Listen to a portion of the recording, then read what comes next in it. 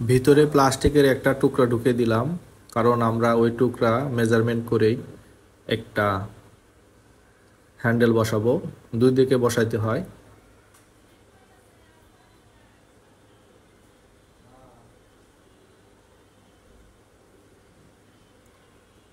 এটা হচ্ছে ম্যাটাডোরের একটি নতুন হ্যান্ডেল, চমৎকার সুন্দর, দেখতে অনেক সুন্দর। ম্যাটাডোর লেখা খোদাই করা, কালারটি পিতলের, কালারটি কোনোদিন নষ্ট হবে না।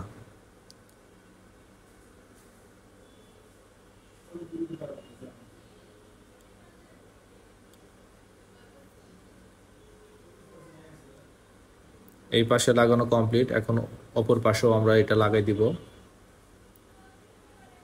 এইভাবে বেশ কিছু স্টেপ বাই স্টেপ আমরা কাজ করি, তো প্রতিটা স্টেপই আপনাদের ভিডিওর মাধ্যমে দেখানোর চেষ্টা করবে ইনশাল্লাহ।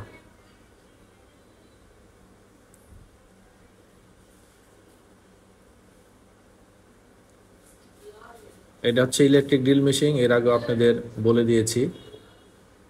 দুটা স্ক্রু লাগে, দুটা স্ক্রু 100% এসএস,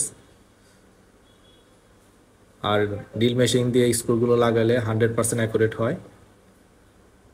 প্রিয় ভাই বুঝিয়ে দিচ্ছেন যে এর ভিতরে একটা প্লাস্টিকের বিট দেওয়া আছে, ওই বিটের উপরে আমরা